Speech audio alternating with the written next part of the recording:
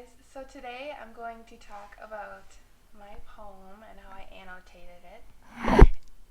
It's called My Fear and it's by Lawrence Rabb. So it goes like this. He follows us, he keeps track. Each day his lists are longer. Here death and here something like it. Mr. Fear, we say in our dreams, what do you have for me tonight? And he looks through his black sack of nightmares, of troubles, excuse me. Maybe he smiles when he finds the right one. Maybe he's sorry. Tell me, Mr. Fear, what must I carry? Away from your dream. Make it small, please. Let it fit in my pocket. Let it fall through the hole in my pocket. Fear, let me have a small brown bat and a purse of crickets, like the ones I heard singing last night out there in the stubby field before I slept and met you. So these are just my annotations from the poem, and I just wrote down my thoughts. So I found that the main themes are death, which the speaker sees as a means of escape. So he realizes that fear is controlling his life, but he doesn't want that. And obviously the biggest theme is fear, because that's basically his lifestyle. And the tone is kind of desperate. It's also demanding at some times. Like when he says, let me have, it's kind of bringing out that demanding tone. And then sadness is an element of the mood, so, when you read this, you kind of feel bad for him because he's just stuck in this bad cycle. Anger is also involved in the mood, and he's mad that he has to be controlled by fear, and he wishes he could be more independent. Guilt is another really big one, and I get the idea of guilt when it mentions that he keeps track and his lists are getting longer each day. So that kind of implies that guilt is definitely a big part of his life as well, and maybe that's the root of his fear, is guilt about something that he's committed in the past. And then I also just noted that there are some shifts.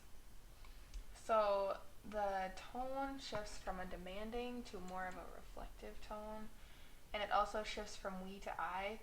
So he could be feeling like he's more connected with the world or with his family or something, and then it shifts to I, so then he could be going into that isolation because he just doesn't know how to cope anymore. And the connotations, the pocket is a spot of happiness and goodness in his life. So it's when something happy happened in the midst of all of his troubles and everything like that. This foreshadows the ending of the poem when the speaker finds another bright spot in his life. So there's two spots in the poem where he finds joy in his life. So it kind of foreshadows that. The troubles would be like nightmares or burdens. You could think of it in different ways. And yeah, so these are just some of my notes that I wrote about it. And when you're writing your poem, or when you get your poem, you're going to want to do this too. So you're going to want to go through and highlight verbs and locations and places and any other important things that you notice, and just make like marginal notes on the side, because you want to be able to get that deeper analysis in your poem. So just by listing out the main literary analysis elements and just writing some notes really helps you get to the deeper meaning of the poem. So like I said, what you're going to want to do first is TP-cast the poem, which basically means that you're analyzing the title, then you paraphrase it, you find connotations, which is basically another meaning for a word besides the literal one. So you could think of a barrier as a physical wall, or you could also think of it as something that keeps two people apart in a relationship or in life. And then you're going to want to reflect on the attitude, your attitude towards the poem. So kind of what you feel when you read the poem and how you feel about what the speaker wrote, or the author wrote rather. And then the speaker's attitude kind of towards what's going on. Then you will also want to focus on shifts. And a shift can be anything, even just like a change of seasons or, just moving to a different house. Anything like that. It might seem kind of trivial, but it can be a shift. And shifts always show something too about what the speaker's going through and the characters in the poem. Then you're going to want to look at the title again and see, okay, after I've analyzed this poem, is there any other thoughts that I have that, that I could add on to what I originally thought about the title? And then you're going to want to analyze themes. So topics are more of just one word. So like a topic could be love. But for your theme, you should talk about what the paper or the speaker says about love. So it could be, the topic could be love, but then the theme could be love never fails. So it's more of like a phrase or a clause that just kind of elaborates rather than just one word. And then also when you're writing your thesis, that's what you're going to want to do next. You should pick out 3 main literary elements that really popped out to you in the literary work, and then talk about those throughout your paper. But you're probably going to want to keep it more of a general thesis, which is just when you keep it really open so you have room to talk about more than just what your thesis says. So like in my paper, I said, in my fear, he personifies, I have personification, and then I have emotional sentiment and tone. So it's not completely limited at the same time, but you're also picking 3 main points that you're going to talk about to kind of just let the reader know what you're going to be discussing. And you're also going to need a hook in your intro as well, which can be many different things. A story, a startling statistic, or a question, or some sort of way that you pull the reader in. What's going to make the reader want to continue to read your paper? And you're also going to want to answer the question, why should I care? Like if I was reading your paper, I would want to know the purpose of your paper. So think about what's going to make the readers, how are they going to want to keep reading your paper. So after you've done all that, you're going to want to do a basic outline, which covers all the points of the thesis. So you're going to want to have evidence and supporting details. So it's a good idea to use the academic paragraph format, just because you can have stronger evidence in there and stronger supporting details. It's just a better idea. You'll get a better score. I would do it. And so just, set a good outline. You're going to want to have 2 to 3 body paragraphs, preferably 3, and they're going to want to be long. So a good paper should be about 3 pages. That's a pretty good amount.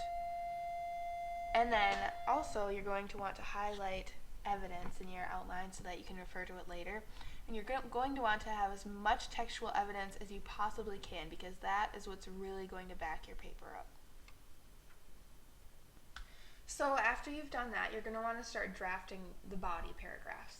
And you're going to want to do it in academic style, so that means about 8 to 10 sentences per paragraph, which sounds like a ton, but once you start getting the meaning of the poem, it's going to come easy for you. And you're going to want to use proper transitions, and that's one of the most important things about your paper, is you want to have really good transitions.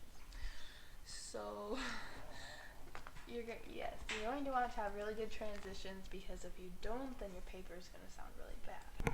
And then you're also going to want to do, the hook, of course, which is like the reason why the reader should keep reading, and a thesis. And the intro should be about 4 to 5 sentences long.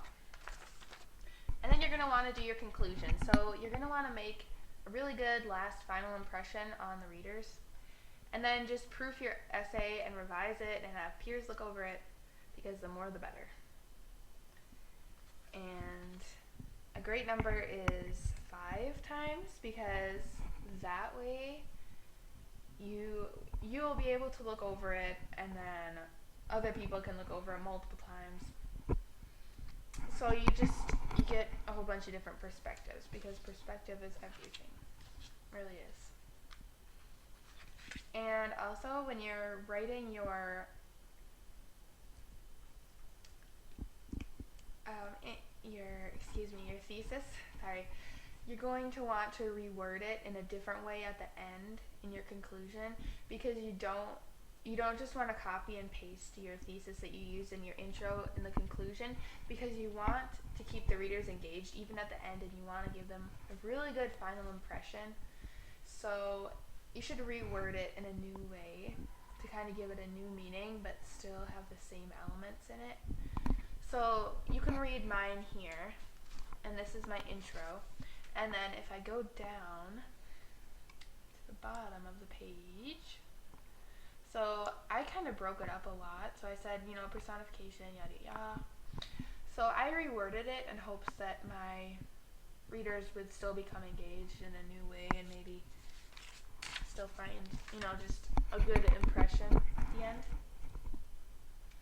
And in your conclusion, you want to answer the question, so what? So you should decide if you want your readers to take action afterwards, or if you want them to just reflect on what you said.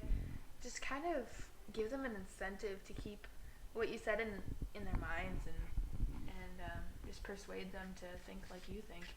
And also, if you're unsure of something, just act like you're not, and find textual evidence to back up whatever thoughts that you have. Because if you have textual evidence for any point that you make, then it's considered a valid point. So even if you're feeling unsure about something, just use that textual evidence so that you can still back yourself up, and you can make your paper longer. And if you get a really short poem as well, and you're feeling like you couldn't get anything else out of it, like mine was pretty short, but that's when you should have other people read your poem, and then they can give you new things that you didn't even realize, and add that to your paper. So you're going to want to do that, and make it longer, and you can get those new ideas. And yes, so you don't have to take all suggestions that your peers give you when they're editing your paper, but it's a good idea to think about it, and don't shoot it down right away, even if you're thinking it sounds really stupid idea or something. Just give it a few, think about it a little bit, but that's your decision. And one final piece of advice is, when you're citing a line from the poem, so like right here in my poem when I said the line, whatever, make sure that you cite it correctly. So you want to put the stanza number right there, and then you want to do a period and then the line number. So that just shows that it's properly cited, and you want to put quotation marks around your phrase as well. And that's about it. So if you have any questions, you can come talk to me or email me if you feel like you just have questions and whatnot. But I hope you enjoyed this video. Bye.